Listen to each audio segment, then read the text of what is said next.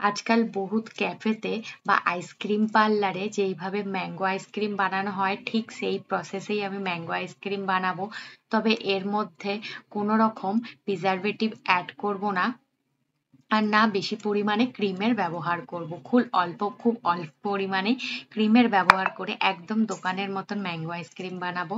তার জন্য সবার প্রথমে আমি ফুল ফ্যাট মিল্ক লাগবে, তাই ফুল ফ্যাট দুধ নিয়ে নিয়েছি। একটা প্যানের মধ্যে 3 কাপ দুধ নিয়ে নিয়েছি। আসলে আমি আইসক্রিমের পরিমাণটা অনেকটা বানাবো। যদি আপনারা কম বানাতে চান সেক্ষেত্রে 1 কাপ দুধ একটু গরম করে নেবেন। দুধটা দেওয়ার পর গ্যাসের ফ্লেম কিন্তু মিডিয়াম করে রাখবেন আর অনবরত চালাতে থাকবেন যাতে নিচে লেগে না যায়। কিছুটা পরিমাণে দুধ একটা বাটির মধ্যে তুলে এই গরম দুধের মধ্যে 1/2 কাপ পরিমাণে মিল্ক পাউডার অ্যাড করব, আর তার সাথেই 1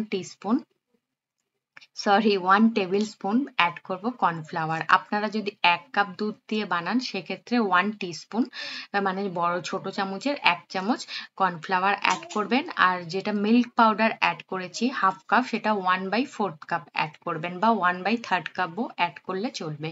সবকিছু ভালো করে মিশিয়ে নেবো যাতে কোনো লাম্পস না থাকে। এবার এর মধ্যে 1/2 কাপ চিনি দিলাম, তার সাথে চিমটি পরিমাণে নুন দিলাম যাতে টেস্টটা ব্যালেন্স থাকে। আর কর্নফ্লাওয়ারের যে ব্যাটারটা মিক্স করে রেখেছিলাম সেটাও অ্যাড করে দিলাম। সবকিছু ভালো করে মিক্স করে গ্যাসের ফ্লেমটা কিন্তু এবার বাড়িয়ে দেবো, আর এটা অনবরত চালাতে হবে, কেননা কর্নফ্লাওয়ার অ্যাড করা আছে, নিচে লেগে যাওয়ার একটা ভয় থাকে। দুধের পরিমাণটা দেখুন অনেকটাই কিন্তু গাঢ় হয়ে এসছে। এরকম গাঢ় হয়ে গেলে গ্যাসের ফ্লেমটা বন্ধ করে এটা ঠান্ডা হতে দেবো। যেহেতু আমি 3 কাপ দুধ নিয়েছি, তাই প্রতি 1 কাপ দুধের কোয়ান্টিটি হিসাবে একটা আমের দরকার পড়ে। আমি এটা ন্যাচারাল যে আম সেটা দিয়েই বানাচ্ছি, তবে দোকানে যেটা বানানো হয় সেটা অন্য কিছু দিয়ে বানানো হয়। আমের পিউরি রেডিমেড কিনতে পাওয়া যায়, তবে আমি ফ্রেশ আম দিয়েই বানাচ্ছি।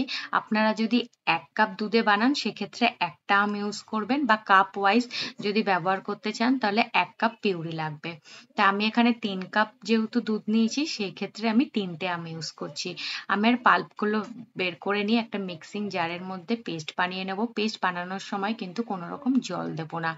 এবার যে কেক বানানোর জন্য যে ক্রিম পাওয়া যায় না, এই ক্রিম কিন্তু আইসক্রিম দোকানে মানে যে আইসক্রিমগুলো খেয়ে থাকেন এই ক্রিম কিন্তু ব্যবহার করা হয়। তবে সেক্ষেত্রে আমি খুব কম পরিমাণে ক্রিম ব্যবহার করব। এটা হচ্ছে হুইপ ক্রিম, কিন্তু কোনো মতেই কিন্তু আমুলের ওই ফ্রেশ ক্রিম ব্যবহার করতে যাবেন না। এটা বিট করতে গেলে প্রচুর সময় লাগে আর অত পারফেক্ট বিটও হয় না। তাই যেটা কেক বানানোর হুইপ ক্রিম আছে সেটা ব্যবহার করবেন। আপনারা 1 কাপ নিলেই যথেষ্ট। আমি 1 কাপ মতনই ক্রিম দেব, তবে আমি একটু বেশি করেই বিট করে রাখলাম। আর এটা যাতে গাঢ় হয়, খুব বেশি পাতলা না হয়, কারণ আমি অন্য কোনো রেসিপিতে ট্রাই করব, সেই কারণে আমি একসাথেই ক্রিমটা বিট করে রাখলাম। আর যে দুধের মিশ্রণটা বানিয়ে রেখেছিলাম দেখুন কতটা ঠান্ডা হয়ে গেছে আর গাঢ় হয়ে গেছে। এবার একটা ছাঁকনি নেব, ছাঁকনির মধ্যে ছেঁকে নেব, কারণ এর মধ্যে কর্নফ্লাওয়ার অ্যাড করেছি, মিল্ক পাউডারও অ্যাড করেছি, তো অনেক সময় লাম্পস থেকে যেতে পারে, তাই সেই কারণে সবটা ভালো করে ছেঁকে নেব একটা বাটির মধ্যে। এবার এখানে 1/2 কাপ মতন আমি কনডেন্সড মিল্ক অ্যাড করছি। এটা সম্পূর্ণ অপশনাল, তবে দিলে টেস্টটা খুব ভালো আসে। আর আপনারা যদি 1 কাপ দুধে এটা বানান সেক্ষেত্রে 1/3 কাপ কনডেন্সড মিল্ক ইউজ করবেন। সবকিছু ভালো করে মিশিয়ে তারপর যে আমের পিউরিটা বানিয়েছিলাম সেটা দিয়ে দেবো। সেটা দিয়ে ব্যাটারটা ভালো করে কিন্তু মিশিয়ে নেব। এবার পার্লারে কিন্তু এই জায়গাতে একটু কালার অ্যাড করে। আপনারা যদি বাড়িতে বানান খাওয়ার জন্য কোনো দরকার নেই আলাদা করে কালার অ্যাড করার, কিন্তু আমার কাছে যেহেতু আছে সেই কারণে আমি অল্প একটু 2 থেকে 3 ড্রপস অ্যাড করলাম। খুব বেশি অ্যাড করতে যাবেন না, সেক্ষেত্রে কিন্তু তিতো হয়ে যাবে, কারণ যত ডিপ কালার হয় তার তিতোর ভাবটা কিন্তু ততটাই বেশি থাকে।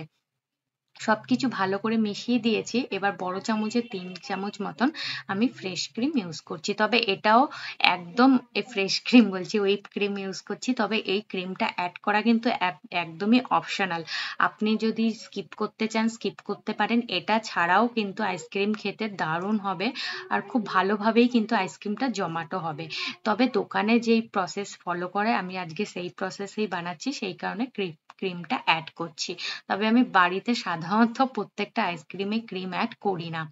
এবার একটা এয়ারটাইট ডিব্বা নিয়ে নিয়েছি, আমার কাছে বড় কাচের ছিল না, তা প্লাস্টিকের ছিল। তার মধ্যে কিছুটা ব্যাটার ঢেলে ওপর থেকে একটু টুটি ফুটি দিয়ে দিয়েছি, যে ছিল বলে দিয়ে দিয়েছি।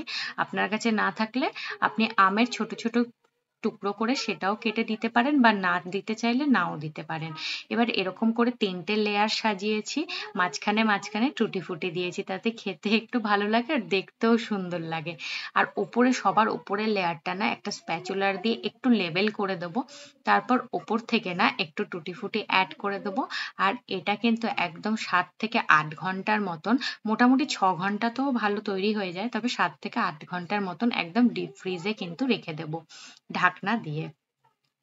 আমি কিন্তু আইসক্রিমের পরিমাণ অনেকটাই বানিয়েছি, তা আপনারা চাইলে কমও বানাতে পারেন। ঠিক 7 থেকে 8 ঘন্টা পর মানে নেক্সট ডে আমি দেখাচ্ছি, দেখুন আইসক্রিমটা কত সুন্দর জমাট বেঁধে গেছে। তবে এই ক্রিমটা অ্যাড করার ফলে একটা কি হয়েছে, মানে নর্মাল যে আইসক্রিম আপনি ঘরে বানাবেন যদি ক্রিমটা না অ্যাড করেন তাহলে 5 মিনিটও বাইরে রাখা যায় না, হট করে গলে যায়। ঠিক আছে, কিন্তু এই ক্রিমটা অ্যাড করার ফলে অত তাড়াতাড়ি কিন্তু গলে না। আরেকটাও কারণ আছে, বাইরের আইসক্রিম দেখবেন মানে খুব তাড়াতাড়ি কিন্তু গলে না, কারণ এর মধ্যে কিন্তু প্রিজারভেটিভ অ্যাড করা থাকে, যেটা এটাকে বাইরে মানে আইসক্রিমটা ফ্রিজ থেকে বাইরে বার করারও পরেও 10 মিনিট মতন অনেকটাই কম গলতে দেখা যায়। তো দেখুন মোটামুটি 5 মিনিট মতন এটা বাইরে রাখাই যায়, একদমই গলবে না। তো কত সুন্দর দেখতে হয়েছে আর খেতেও কিন্তু দারুণ টেস্টি হয়েছে। আপনারা বাড়িতে অবশ্যই ট্রাই করে দেখতে পারেন। আশা করি রেসিপিটা আপনাদের ভালো লাগবে, আর ভালো লাগলে একটা লাইক অবশ্যই করবেন।